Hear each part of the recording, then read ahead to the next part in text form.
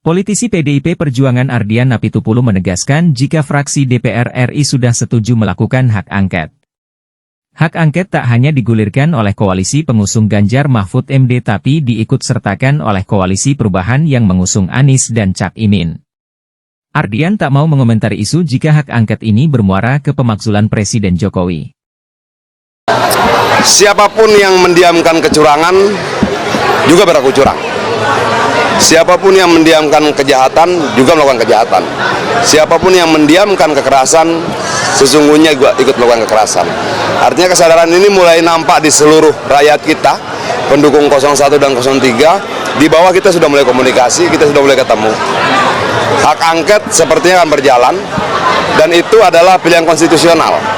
Hak angket itu adalah hak yang diberikan oleh konstitusi pada DPR dan tidak boleh ada satu orang pun atau satu kekuatan pun yang melarang hak itu untuk digunakan oleh anggota DPR. Apapun kepentingannya, tidak boleh. Kalau dia coba melarang hak angket itu, artinya dia larang adalah digunakannya hak konstitusional. Apakah keinginan untuk mengajukan hak angket itu dari PDI Perjuangan sendiri akan disampaikan? Kalau sekarang sepertinya sudah jadi keinginan rakyat. Pas tanggal reses besok itu, Bang. Bukan masih sidang, Bang. Itu sangat teknis. Tapi kalau ditanya misalnya apakah kita siap mengajukan hak angket, sangat siap. Apakah rakyat juga setuju diajukan hak angket, sangat setuju. Apakah menggunakan hak angket itu sesuatu yang konstitusional, sangat konstitusional. Dan tidak boleh ada satu kekuatan pun yang menghambat konstitusi bergerak. Semalam Sekjen Nasdem bilang belum ada komunikasi resmi dengan kubu Mas Ganjar. Kalau persoalan resmi itu gimana sih? Harus bareng-bareng gitu loh. Enggak, ini dunia politik. Kita saling berkomunikasi di setiap levelnya kok. Jadi belum ada rencana untuk komunikasi secara formal kubu 1 dan 03? Sebenarnya yang penting itu komunikasinya. Formal atau tidak formal kan sangat teknis ya. Itu loh. Ada pandangan dari Majelis Kehormatan P3 bahwa hak angket yang diajukan ini rawan perpecahan gitu, Bang. Majelis Kehormatan ini Pak Zarkasih Nur itu memandang kalau misalnya hak angket itu lebih baik sudah ada jalurnya tapi tidak melalui DPR gitu. Seperti apa, Bang, tanggapannya dari P3 ini, Bang? Hak angket cuma lewat DPR, nggak ada lewat jalur lain. Nggak ada jalur lain. Kalau ada jalur lain tentang hak angket ya dia menyalahi konstitusi. Kalau dianggap memandang rawan perpecahan itu seperti apa, Bang? Makanya Enggak juga, ini kan persoalan bagaimana kita melihat kondisi ya. Dan saya lihat bahwa kecurangan itu kan rakyat sudah melihat sedemikian vulgarnya tuh.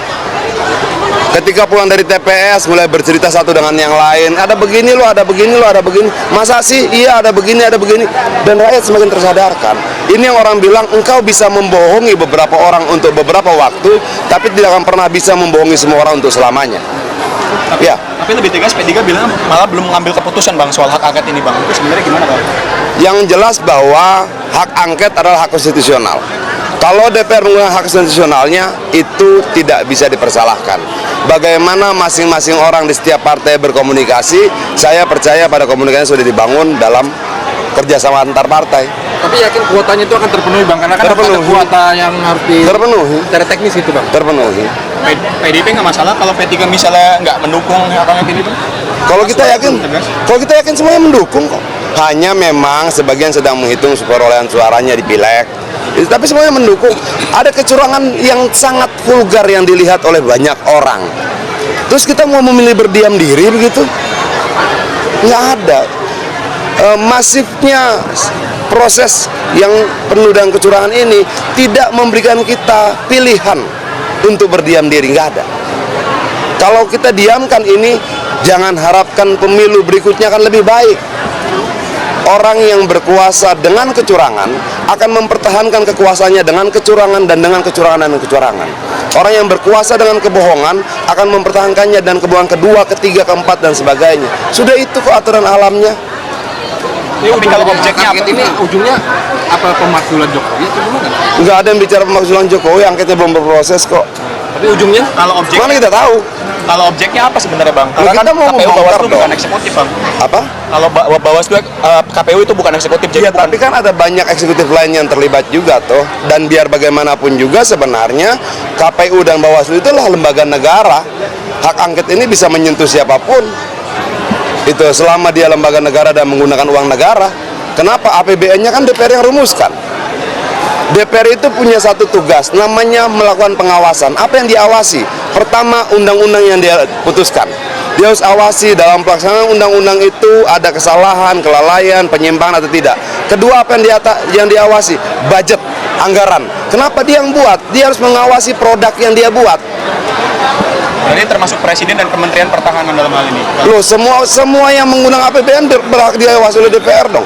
Gimana? Bang, Pak Andi, Masa kita buat APBN lalu kita cuek-cuek aja? Bang, Pak Andi Malarangeng kan Demokrat bilang, ini kan dia baru masuk ke pemerintahan ya, dibilang kalau ada partai politik yang koalisi tapi bersikap seperti oposisi ini menyindir siapa sih Bang? Abang Nggak tahu, tanya di Malarangeng lah masa gue.